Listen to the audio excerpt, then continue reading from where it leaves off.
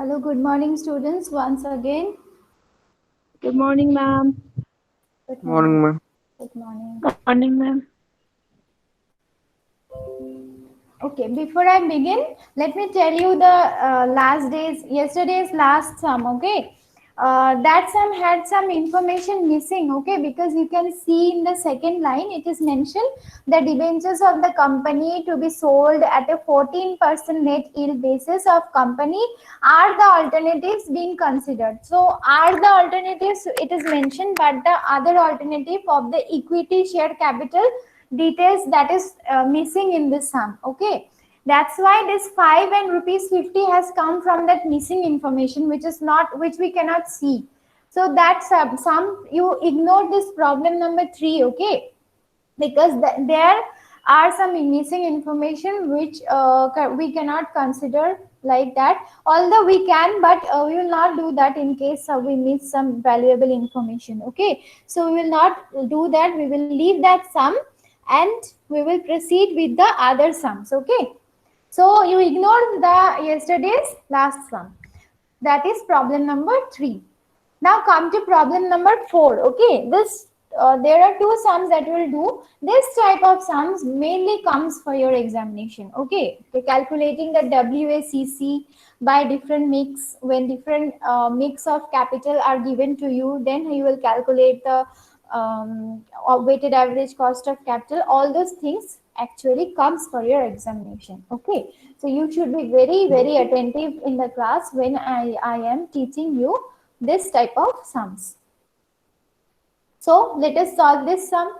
What it says in considering the most desirable capital structure for a company, the following estimates of the cost of debt and equity capital after tax have been made at various levels of debt equity mix. So here only two types of capital has been used. One is debt and the other one is equity. Okay. Retained earnings and and another one was what? Preference share, that has not been used. Only cost of debt and cost of equity is given to you. Okay, and this percentage, this first column, you see it properly. Okay, it says debt as a percentage of total capital employed. That means these are the percentages. This 0, 10, 20, 30, 40, 50 and 60, these are the percentages of the debt in the total capital being employed. Okay, so the rest of the percentage is of equity. That when it is saying 0%, that means zero debt has been used, 100% equity has been used.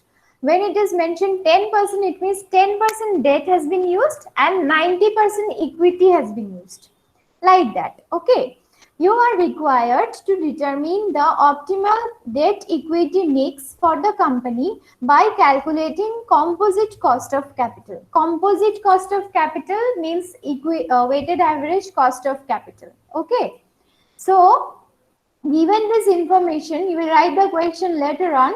Let us solve the sum. We will make a table like this having 4 columns. Do it in your copy. We will make a table first having 4 columns and we will give a heading called Statement of Composite Cost of Capital.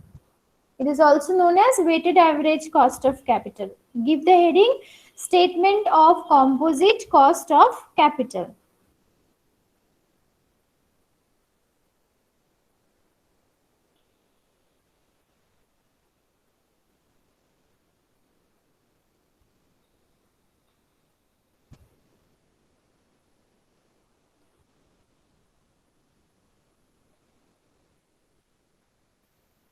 And after the heading, you will make a table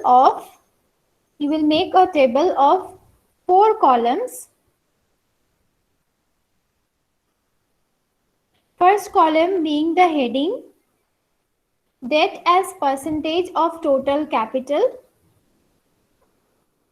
Debt as percentage of total capital.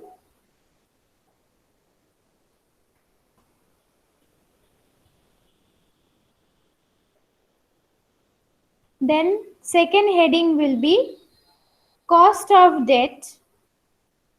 Third heading will be cost of equity.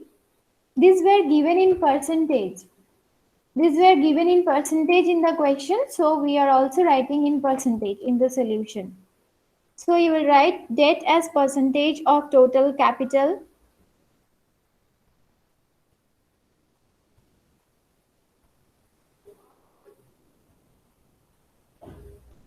Then you will write cost of debt in percentage.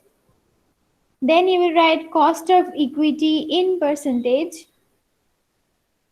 And finally, you will write composite cost of capital in percentage. Composite cost of capital in percentage.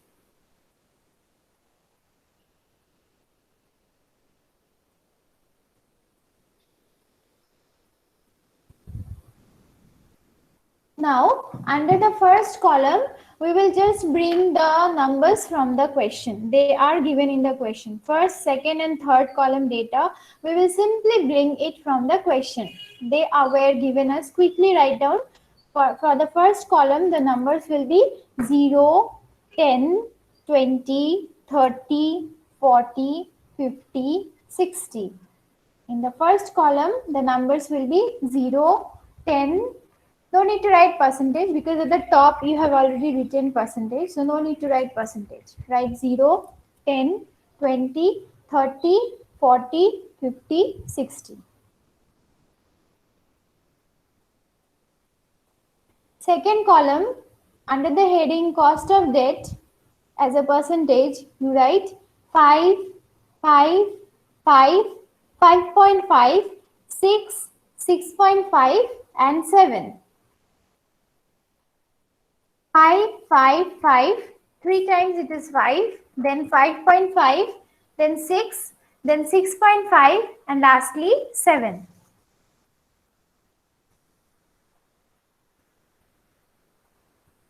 And under cost of equity, you will write 12, 12, 12.5 to 12, okay? 12, 12, 12.5, then 13.0, then 14, then again 16, then 20. 12, 12, 12.5, 13, 14, 16, 20. Okay.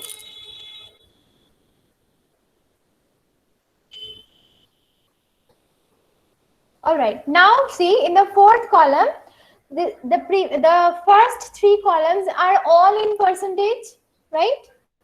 Are all in percentage. So there is no difficulty for transforming them in first into point, then into percentage. We will not do that. We will simply go on doing the calculation, ignoring the points and all that. Okay. So what we will do, we will take, see, for the first one, it is 5%. It is 5%, right? So 5% of what? 5% was of cost of debt. And how much percentage has been applied for debt? It is 0. So 5 into 0 we will write plus 12. 12 is the percentage in cost of equity. We will simply take 12. We will not take 0.12. Okay. We will take 12. So 12 into, if 0 is the percentage for, is the proportion for this debt, then what will be the proportion for equity? It will be the rest 100%, right? Either you can take 100 or you can also take 1. All right. Either you can take 100% or you can take 1. Take 1, the calculation will be easier. If you are taking 100%, 100, then again at the end you will have to divide it by 100 in order to bring the composite cost of capital percentage. So this debt and equity proportions you will take in points, but these percentages which are given for debt and equity, you will not convert them into point. You will simply take the actual percentage. Understood? This is very important. Otherwise, you will make mistake. When this type of sum will come for your examination, for whatever, in whichever place it comes, you will have to take the percentage as it is for the debt and the equity, but you will take the proportion in points. Otherwise, again you will have to divide it by 100 and find out the percentage. So if you do your task here, then later on you don't have to convert it again into real percentage. Understood? So for the first one, debt is 0. So 5 into 0 plus 12 into 1 we will take. We are taking the proportion. We are not taking the percentage. We are taking the proportion. So 5 into 0 plus 12 into 1.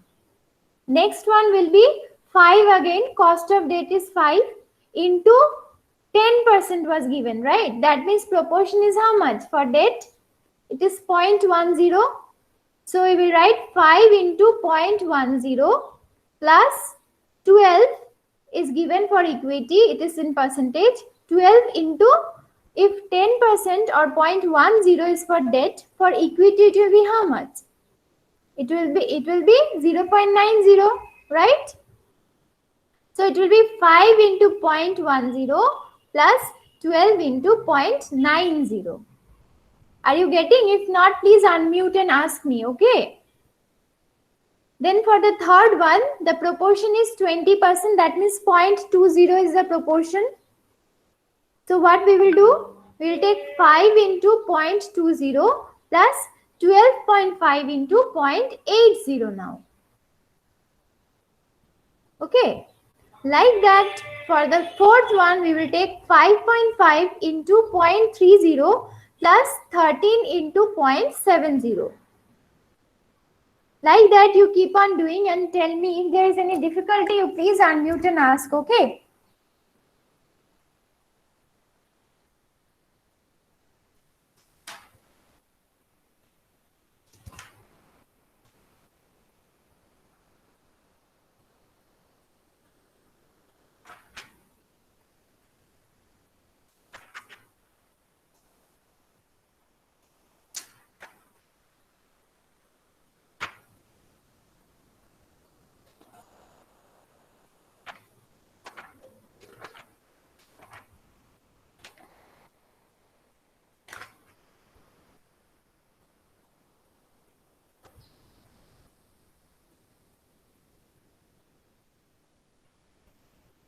Are you getting the answers like the one you are seeing on the screen?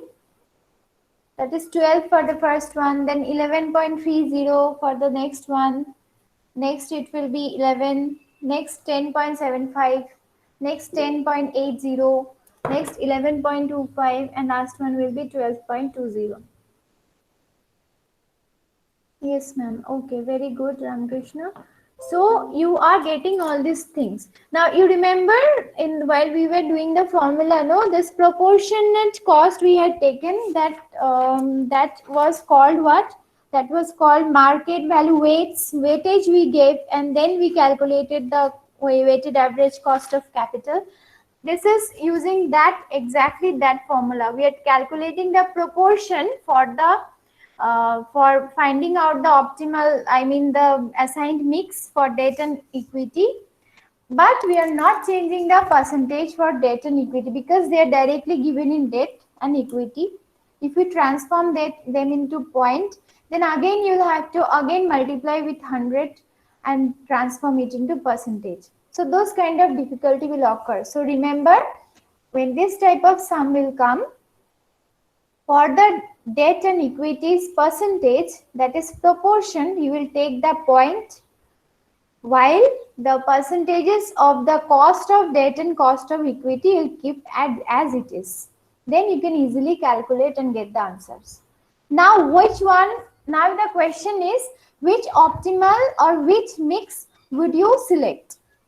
That will give you the lowest cost of capital. Cost of capital is an expense, no, it is a cost.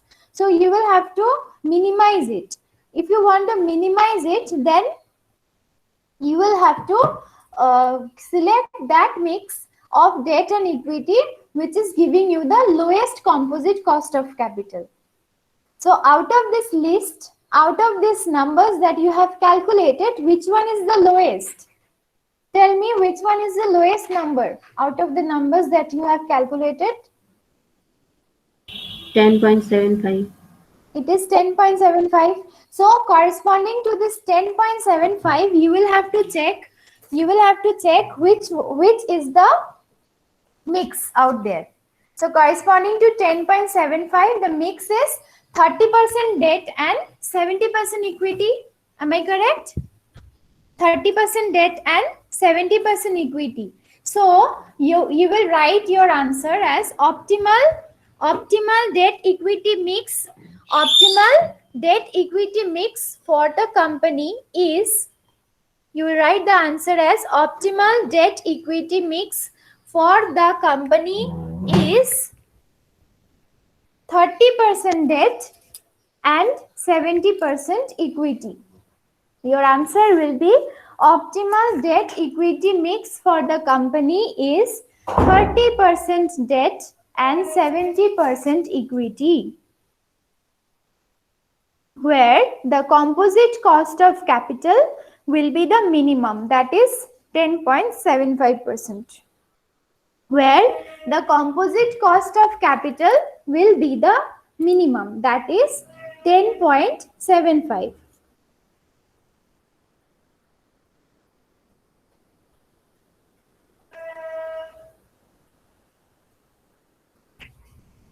Optimal debt equity mix for the company is 30% debt and 70% equity, where the composite cost of capital will be the minimum, that is 10.75%.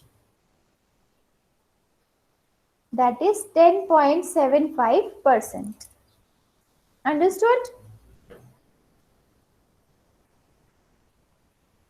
Yes, ma'am. Now let us move on to the problem number 5.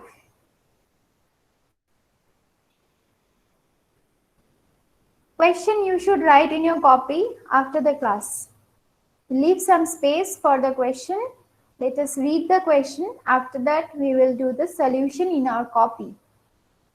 Given below is the summary of the balance sheet of a company as on 31st December 1997. The balance sheet says, in the liability side, there is equity share capital of 2 lakh, which how you are accumulating this 2 lakh? You are issuing 20,000 shares of value rupees 10 each. That is how you are accumulating 2 lakh equity share capital. Okay? And the company has reserves and surplus of rupees 1,30,000. It has debentures which is redeemable at par, not at discount, not at a premium, but at par it will be issued. So 8% debentures has been issued, accumulating funds 1,70,000. Rate of interest is going to be 8%. Okay. Current liabilities are given, that is not our concern. Our concern is to look at the capital only, because we are calculating the cost of capital. All right. So till in the left hand side, till the heading 8% debentures, that is our concern. Okay. Now let us move. You are required to calculate the company's weighted average cost of capital using balance sheet valuations. Whatever valuations has been stated in the balance sheet, that you will have to use. I'll show you how to use the balance sheet valuations. Okay. The following additional information is also available. It is said that 8% debentures were issued at par. It is also given in the balance sheet. Again, it has been mentioned separately. All interest payments are up to date and equity dividend is currently 12%. So we need to calculate the equity dividend also, isn't it? In order to calculate the cost of equity, we need the equity dividend also. So it is 12% currently. Short-term loan carries interest at 18%. That is given to us. Short-term loan. Short-term loan we will not take into consideration. We will take the long-term loans, okay, only. So short-term loan will not be taken as a capital for the company. That is a short-term loan to be repaid within a very short period of time. So that will probably not come here. Yes, that will not come here. Okay. The shares and debentures of the company are all quoted on the stock exchange and current market prices are as follows. Now the shares and debentures prices which are floating on the stock exchanges, those are given to you. The equity shares are rupees 14 each at present, okay? And 8% debentures are floating at rupees 98 each. And the rate of tax for the company may be taken at 50%. Okay. There are many information in this sum which has been given to confuse you. So we will take only the relevant ones. All right. Now, we need to calculate the equity share capital's cost at the very beginning because debt's percentage is given to you. It is 8% directly given, but equity shares capital is not given to you. Although, and again, there is reserves and surplus. So we will have to calculate both of them together first. After that only we can solve the sum. Okay. So now write down the solution. First, we will calculate the cost of equity. Cost of debentures is directly given. So, we will first calculate cost of equity. You write given equity share capital, write in the solution, given equity share capital is equals to rupees 2 lakh. Equity share capital is equals to rupees 2 lakh.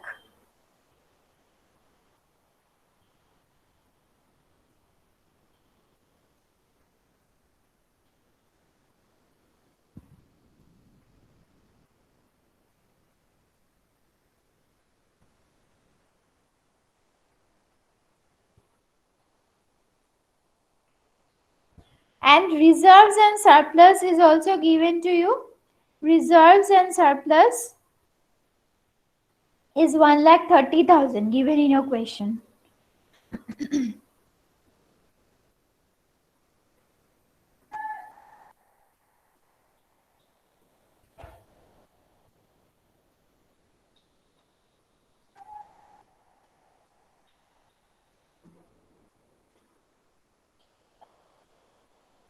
So the total amount is coming as 3,30,000. 2 lakh plus 1,30,000, that is coming as 3,30,000, right? So this is the total value of the share. Reserves and surplus and equity share capital you will add and then you will get the total value of the shares. Okay. Now we will calculate the value per share. Next you write value per share equals to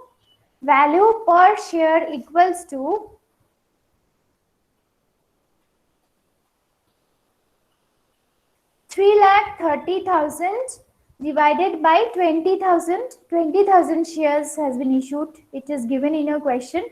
So 3,30,000 divided by 20,000 is the value per share. So how much is it? 3,30,000 by 20,000, how much? 3,30,000 divided by 20,000.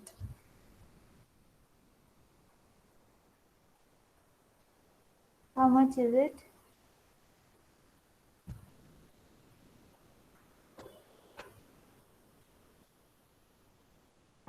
Ma'am, 16.5. Okay, so value per share is rupees 16.50, right? Now, next line you write equity dividend. You write equity dividend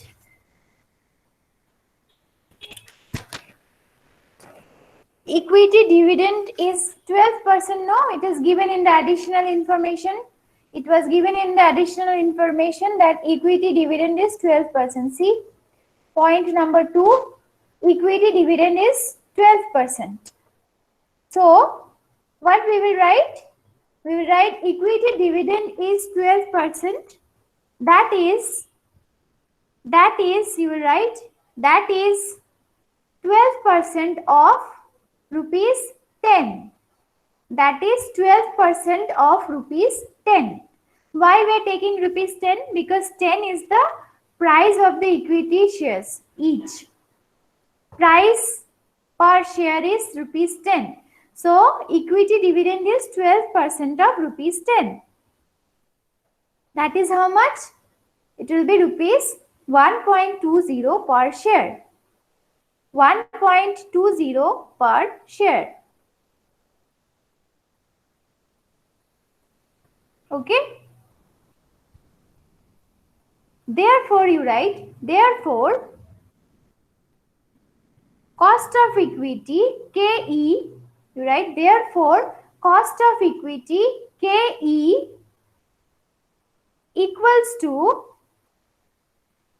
cost of equity KE equals to, formula is what? Dividend per share by value, market value, earnings, market value, face value, whatever will be given and will be asked for calculation, that we will have to take.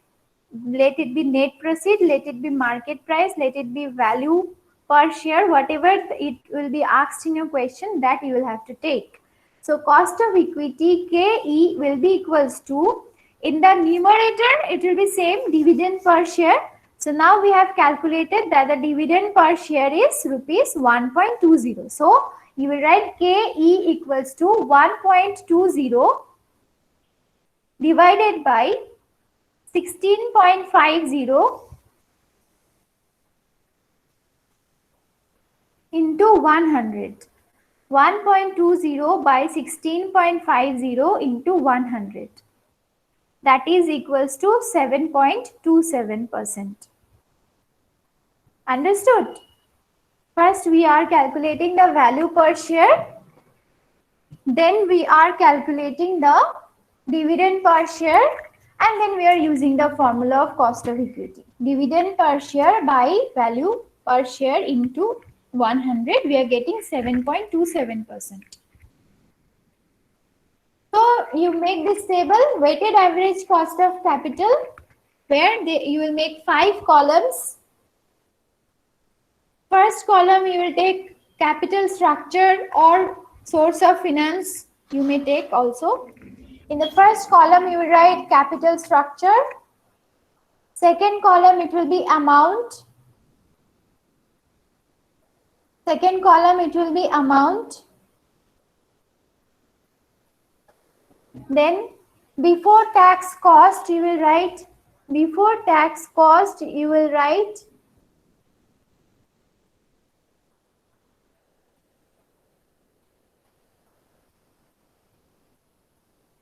then you will write after tax cost.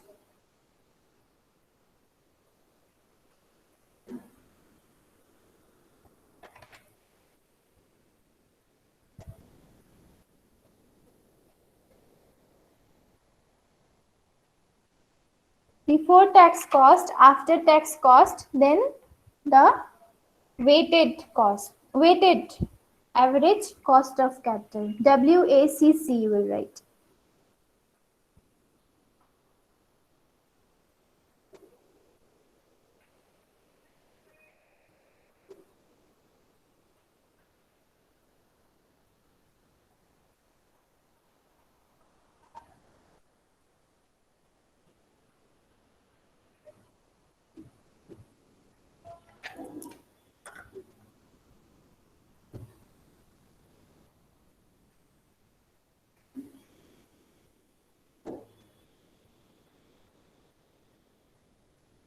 Alright. So under capital structure, you will write equity and debentures, because equity we have now taken reserves and surplus also under equity. So overall we will write equity.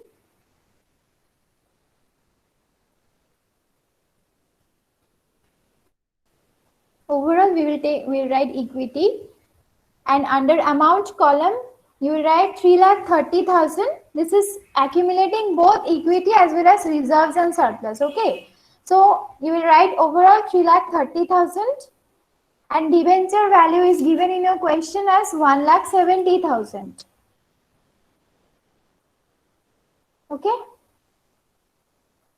Now, before tax cost for the equity is 7.27%. And for debt, it is 8% given in your question, 8% debentures. So for debentures, the before tax cost is going to be 8%. Okay. Now, when you are calculating after tax cost, for equity, you cannot reduce the after tax cost. Why? Why, you know? It is because when you are paying the dividend to the equity shareholders, they do not have any tax relaxation. Okay. But if you are taking loan and paying interest, then that can be exempted from the taxations. That is why when you will calculate the after tax cost for equity, you cannot apply the tax rate out there. If you are applying tax rate, that is good for you, no? That means you are reducing the cost. That means the expense is getting reduced. But for equity share capital, that cannot be done because equity does not provide any tax relaxation to the company.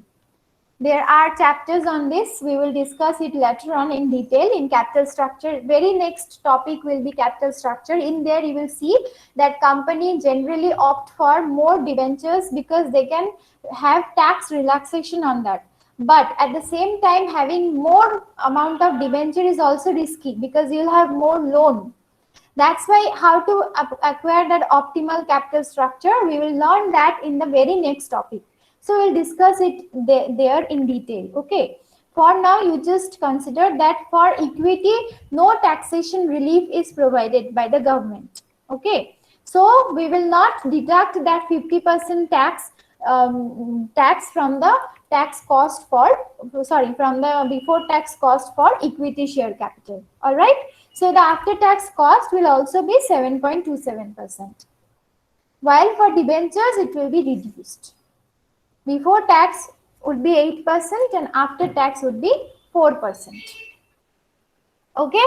So now you calculate 7.27 of 3,30,000. How much it is? Quickly tell me. 7.27%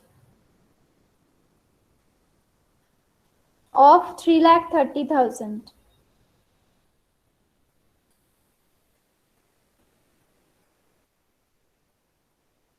How much you are getting?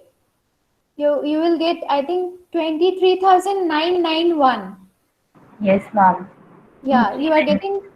Yeah, you take that value only. No need to round off. Okay, you take 23,991. There is a difference of 9 rupees. From where will this 9 rupee come? So you take 23,991.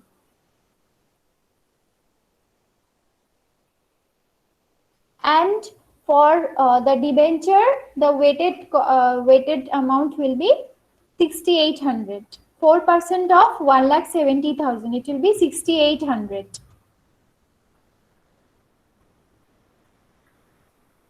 All right. Therefore, weighted average cost, that is WACC, will be, this is another way of calculating the WACC. Okay, one is to calculate the proportion first. If the proportions are given, there is one way, the last sum that we did. But in this sum, the total capital has been transformed into weighted capital. And then if we are doing that kind of thing, then what will be the formula? It is that. Therefore, weighted average cost equals to, you write after adding that 23,991 and 6,800, how much you will get? 23,991 plus 6,800, you will get 30,791. You will get 307. Is it 791? Sorry. Plus 23. Okay. 23. 991. 23. 991. How much you are getting the total? Tell me. 3079.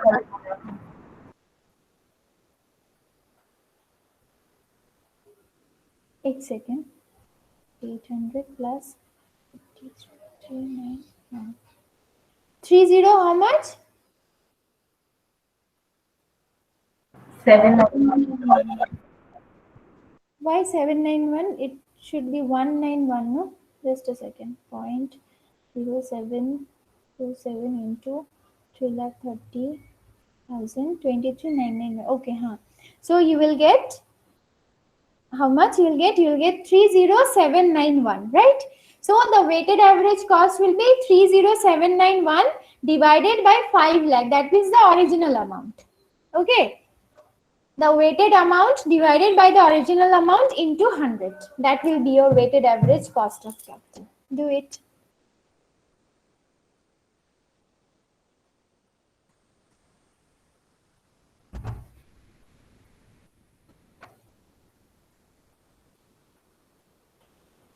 How much answer you're getting, you should tell me, okay, once you're done. 6.15. 6.15. Okay. So that is your weighted average cost of capital. Okay. When values will be given and additional information with the taxes and all that will be given, then you will have to use this type of formula. If directly the proportion is given in a question, then you can use the previous formula, which is easy to calculate. Okay. So all right, then you can leave the class. I have taken your attendance. Then see you again tomorrow. Okay. Bye bye. No homework for today. Thank you, ma'am. Okay, bye. Thank you, ma'am. Thank you, ma'am. Okay.